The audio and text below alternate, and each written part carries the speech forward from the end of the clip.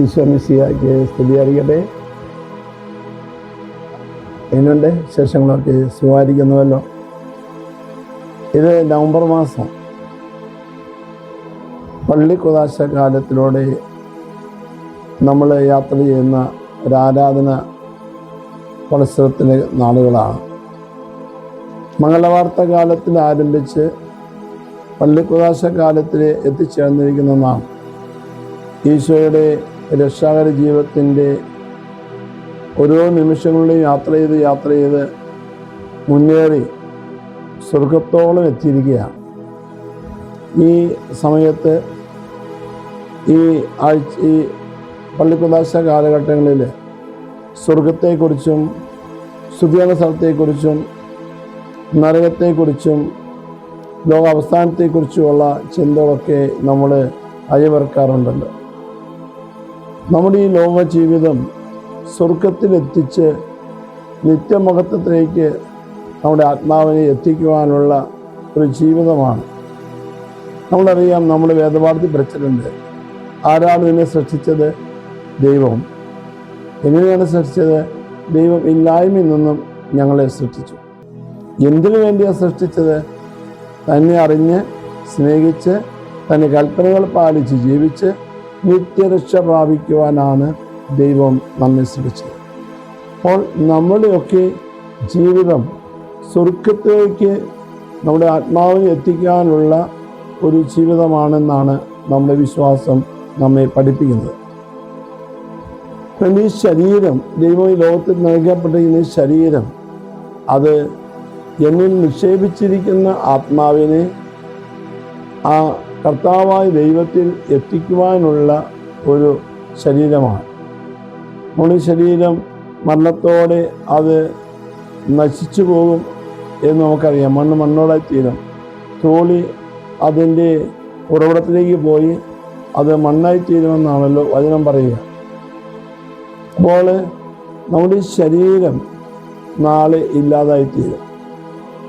പിന്നെ എങ്ങനെയാണ് ശരീരത്തോട് ഉയർത്തെഴുന്നേക്കുമെന്നൊക്കെ നമ്മൾ വചനം പഠിപ്പിക്കുക എന്ന് ചോദിച്ചാൽ, അവിടെ പൗലോസ്ലീഹ പഠിപ്പിക്കുന്ന ഒരു കാര്യമുണ്ട്.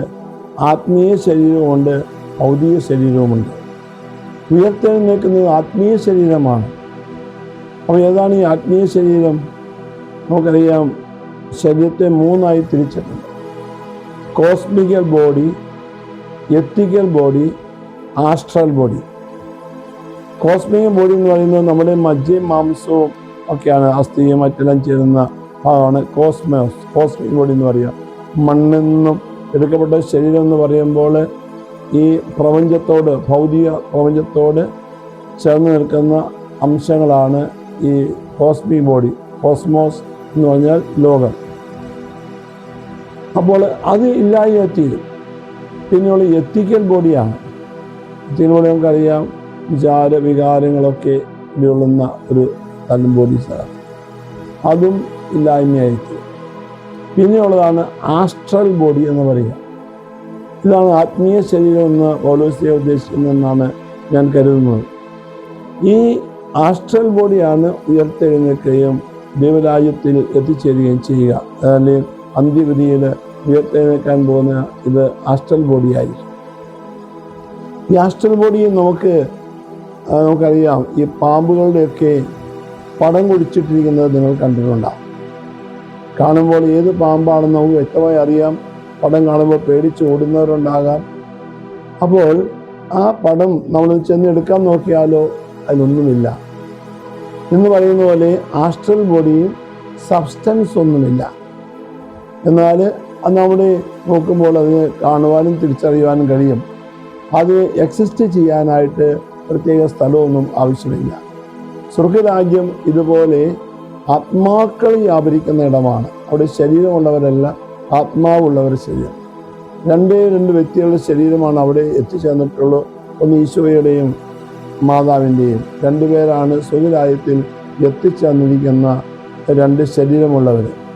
ബാക്കിയുള്ളവരുടെ ശരീരമെല്ലാം ഈ ഭൂമിയിൽ തന്നെ അലിഞ്ഞു ചേരുന്നതാണ്. എത്തിച്ചേരുന്നത് നമ്മുടെ ആത്മീയ ശരീരമാണ്. ഈ ആത്മീയ ശരീരം ഉയർത്തെഴുന്നേറ്റ് സ്വർഗരാജ്യത്തിൽ പിതാവിൻ്റെ മഹത്വത്തിലായിരിക്കും. അവിടെ നമുക്ക് തിരിച്ചറിയാനൊക്കെ സാധിക്കുമായിരിക്കണമെന്ന് ഞാൻ വിചാരിക്കുന്നത്. കാരണം പാമ്പിൻ്റെ പടം നോക്കിയാൽ ഏത് പാമ്പാണെന്നൊക്കെ തിരിച്ചറിയാൻ നമുക്ക് സാധിക്കുമല്ലോ. അങ്ങനെ സ്വർഗരാജ്യം എന്ന് പറയുന്നത് നമുക്കറിയാം മഹത്വത്തിൻ്റെ രാജ്യമാണ്. അത് വലിയ മഹത്വം കുടികൊള്ളുന്ന രാജ്യം. അപ്പോൾ അവിടെ പിതാവായ ദൈവം അത്യുന്നത സിംഹാസനത്തിൽ, നമ്മുടെ നവരത്നങ്ങൾ പതിഞ്ഞ സിംഹാസനം എന്നാണ് വെളിപാട് പുസ്തകത്തിൽ നമ്മൾ അതിനെ കാണുന്നത്. ആ സിംഹാസനത്തിൽ പിതാവിൻ്റെ മഹത്വം നമുക്ക് ചിന്തിക്കാനാവില്ല. കണ്ണുകളൊക്കെ സൂര്യൻ്റെ തിളക്കം പോലെ തിളങ്ങുന്ന കണ്ണുകളെന്നാണ് വചനം പറയുക. അപ്പോൾ അങ്ങനെ അത്യുജ്വലനായി മഹത്വപൂർണനായി സ്വർഗരാജ്യത്തിൽ പിതാവ് വാഴുന്നു. അവൻ്റെ വലം ഭാഗത്ത് അവനോടൊപ്പം ആരാധിക്കപ്പെട്ട് സ്തുതിക്കപ്പെട്ട് പുകഴ്ത്തപ്പെട്ട് ഈശോ വാഴുന്നു. അവൻ പിതാവിനൊപ്പം രാജാതിരാജനാണ്, കർത്താവാണ്, നാഥന്മാരുടെ നാഥനുമാണ്.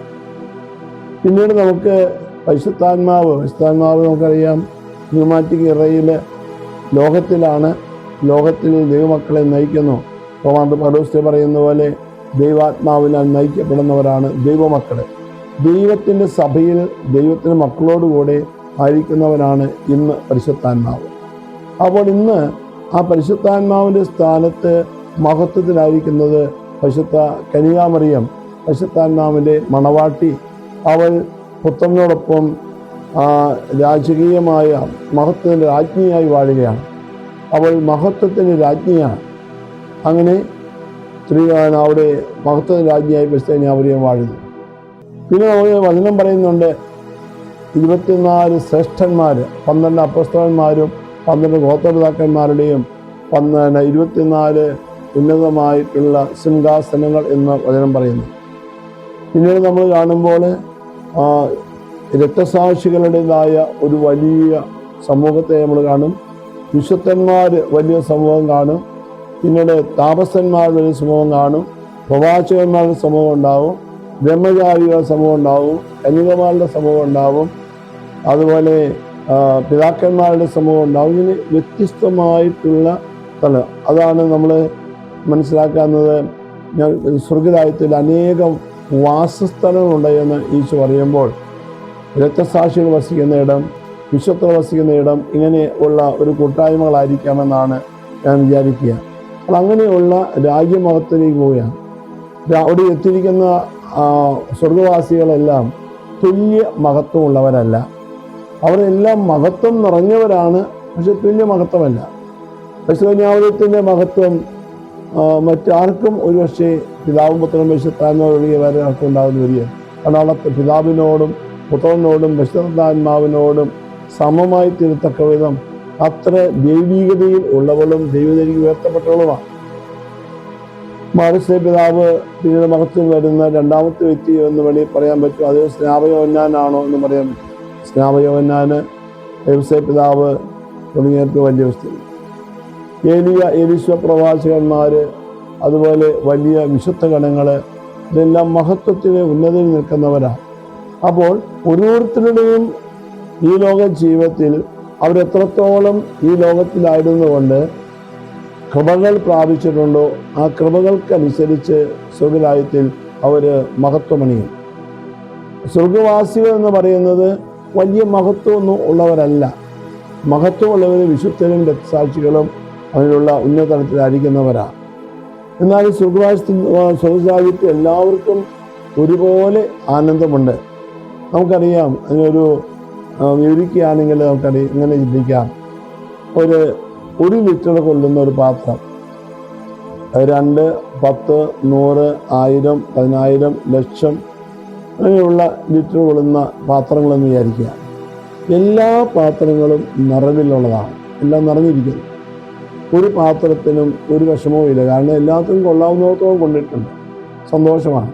പക്ഷേ 1 ലിറ്റർ കൊള്ളുന്ന പാത്രത്തിൻ്റെ അവസ്ഥയും 1 ലക്ഷം അല്ലെങ്കിൽ 10 ലക്ഷം കൊള്ളുന്ന ഒരു ടാങ്കിൻ്റെ അവസ്ഥയും തമ്മിൽ വളരെ വ്യത്യാസമുണ്ട്. അവിടെ നല്ല സമ്മർദ്ദങ്ങളും ചലനങ്ങളും എല്ലാം ആ വലിയ എന്ന് പറയുന്നത് പോലെ സ്വർഗീയ ആനന്ദത്തിൽ വ്യത്യാസമുണ്ട്. സ്വർഗീയ സന്തോഷം, സ്വർഗീയ സൗഭാഗ്യം എന്ന് പറയുന്നത് വ്യത്യസ്തതയുള്ളവരാണ്. അപ്പോൾ ആ ഒരു തലത്തേക്ക് നമ്മൾ ഉയർത്തുക. അപ്പോൾ സ്വർഗത്തിൽ എത്തിച്ചേരുക എന്ന് ആയിരിക്കും നമ്മുടെ അർത്ഥം. സ്വർഗത്തിൽ മഹിമ, എത്രയും വലിയ മഹിമ അണിയണം. അങ്ങനെ മഹിമ അണിഞ്ഞവർക്കാണ് സ്വർഗത്തിൽ ദൈവപിതാവിന്റെ സന്നിധിയിൽ മധ്യസ്ഥം വഹിക്കാൻ നമുക്ക് സാധിക്കുകയുള്ളൂ. അങ്ങനെ സ്വർഗരാജ്യത്തിന് മഹത്വം കൊള്ളുവാൻ ഈ ലോകത്തിൽ എത്രത്തോളം ത്യാഗവും സഹനവും എടുക്കാൻ കഴിയണം. എത്രത്തോളം സൽകൃത്യങ്ങൾ ചെയ്യാൻ സാധിക്കും, സൽകൃത്യങ്ങൾ ചെയ്യണം. കാരുണ്യ പ്രവർത്തനം ചെയ്യണം, ധാരാളം ചെയ്യണം. സ്വയം ശൂന്യവൽക്കരിക്കുന്ന മനോഭാവം ഉണ്ടാകണം, ക്ഷമാശീലം ഉണ്ടാകണം. അങ്ങനെ എല്ലാ നന്മയിലും വിശുദ്ധിയിലും നീതിയിലും സത്യത്തിലും സ്നേഹത്തിലും ഉത്തരവാദിത്വമെല്ലാം പാലിച്ചുകൊണ്ടും ഒക്കെ ജീവിച്ച് സ്വർഗരാജ്യത്തിൽ പിതാവിൻ്റെ പ്രീതിപാത്രമായി തീരുവാൻ നമുക്ക് സാധിക്കാം. ഇതാണ് സ്വർഗത്തെക്കുറിച്ചുള്ള നമ്മുടെ കാഴ്ചപ്പാട്. ഈ രണ്ടാമത്തെ ഒരു സ്ഥലം നമ്മൾ ചിന്തിക്കുന്നത് ശുദ്ധീകരണ സ്ഥലം എന്ന സ്ഥലമാണ്. ശുദ്ധീകരണ സ്ഥലം എന്ന് പറയുന്ന സ്ഥലം അത് സ്ഥലമാകുന്ന ഒരവസ്ഥ എന്നൊക്കെ വേണമെങ്കിൽ പറയും, ചിലരെല്ലാം പറയും. എന്തെന്നാകട്ടെ, അത് നമുക്കറിയാം, തനത് വിധിക്ക് ശേഷം സ്വർഗത്തിൽ എത്തിച്ചേരുന്നതിനുള്ള അയോഗ്യരാക്കുന്ന പാപദോഷക്കറകളും പിന്നീട് കാലിക ശിക്ഷാർഹ പാപക്കറയുള്ളവരും അവിടെ മാലിന്യങ്ങളിൽ നിന്നെല്ലാം ശുദ്ധീകരിക്കപ്പെട്ട് സ്വർഗത്തിലേക്ക് എത്തിച്ചേരേണ്ടതിനായി ശുദ്ധീകരിക്കപ്പെടുന്ന ഒരു സ്ഥലമാണ് ശുദ്ധീകരണ സ്ഥലം എന്ന് പറയുക.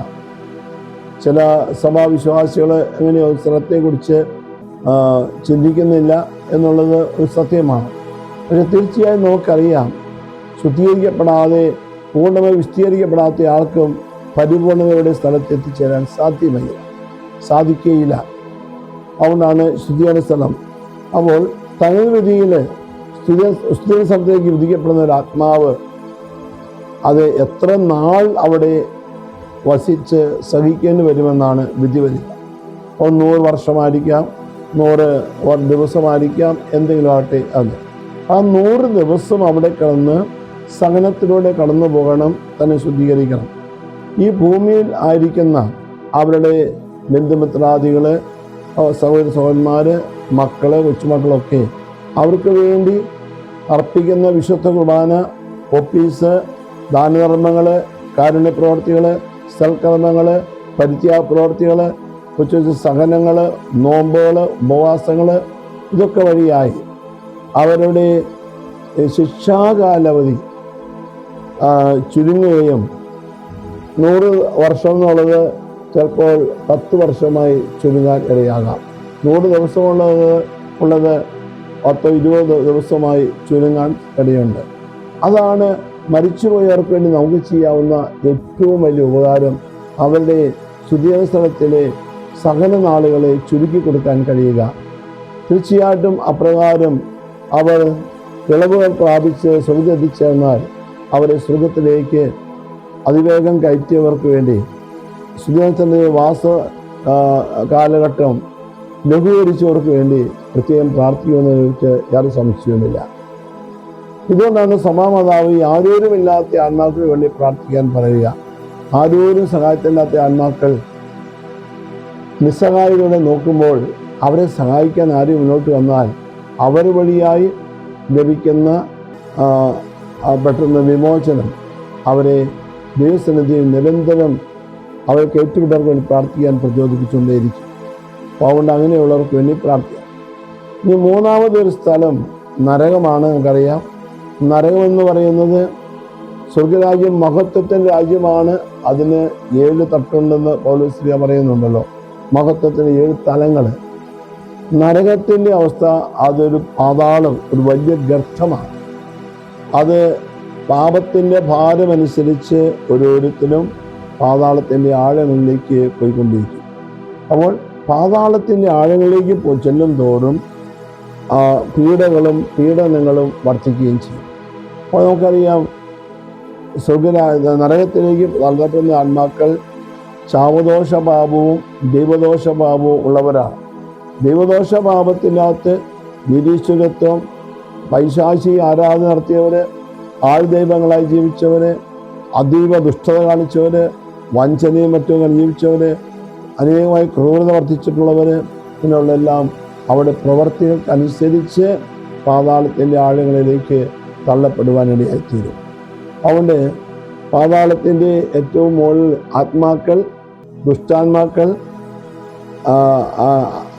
അതിദുഷ്ടന്മാർ, ഭീകരന്മാർ, മുട്ടത്തലവന്മാർ, അധോലോക പ്രവർത്തകർ, ആൾദൈവങ്ങൾ, മന്ത്രവാദികൾ, ശുദ്ധപ്രയോഗക്കാർ, ഇങ്ങനെയുള്ളവരെല്ലാം ഓരോരുത്തരുടെയും പ്രവൃത്തി അനുസരിച്ച് ആഴങ്ങളിലേക്ക് പോയിക്കൊണ്ടിരിക്കും.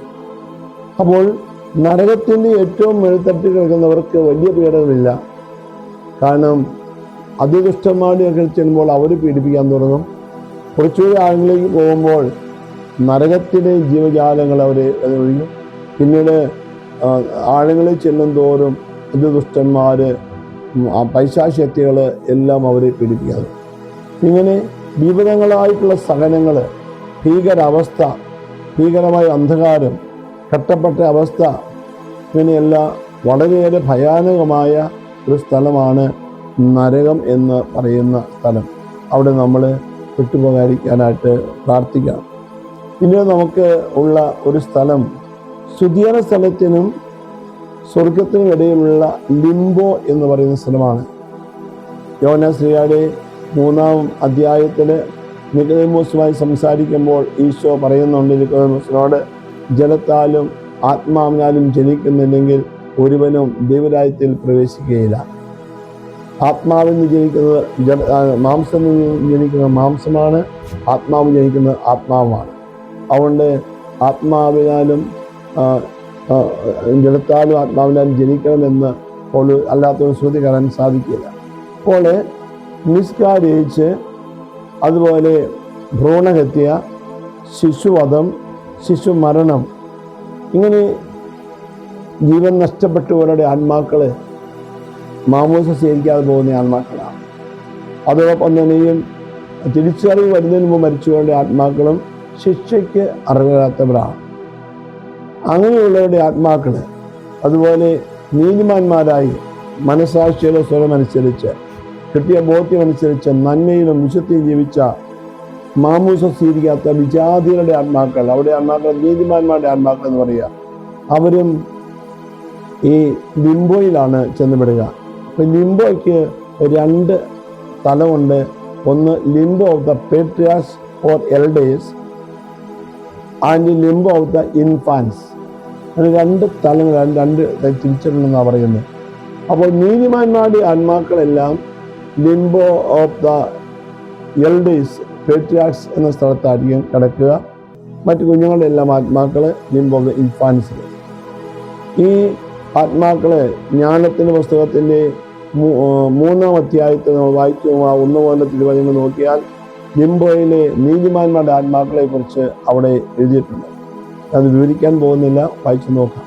അപ്പോൾ ലിംബോയിലെ നീതിമാന്മാരുടെ ആത്മാക്കള് അവര് മനുഷ്യദൃഷ്ടിയാൽ ശിക്ഷിക്കപ്പെട്ടെന്ന് തോന്നിയേക്കാൾ അനശ്വരമായ പ്രത്യാശയുള്ളവരാണ് അവരെന്നൊക്കെയാണ് അവിടെ പറയുന്നത്. അല്പകാലത്തെ ശിക്ഷണത്തിന് ശേഷം അവർക്ക് നിത്യമഹത്വം കൈവരുമെന്നും ഒക്കെ അവിടെ പറയുന്നു. അപ്പോൾ ഇത് അവർക്ക് ഈ ലോകത്തിലായിരുന്നപ്പോൾ ഈശോയെ അറിയാനായി ലഭിച്ച അവസരങ്ങൾ നഷ്ടപ്പെടുത്തിയത് കൊണ്ടുള്ള ഒരു ശിക്ഷണം അവർക്കുണ്ടാകും. മാമോസം മുങ്ങണമെന്നുള്ള അഭിലാഷം ഒരു സൂക്ഷിച്ചു വെച്ചിട്ട് അത് നിറവേറ്റിയതിൻ്റെ പേരിലുണ്ടാകുന്ന ശിക്ഷണം ഉണ്ടാകും. കുഞ്ഞു മക്കൾക്കാണെങ്കിൽ അവരെ മാതാപിതാക്കന്മാരുടെ പാപത്തിൻ്റെ ആശ്രിത പാപ ശിക്ഷയുണ്ടാകും.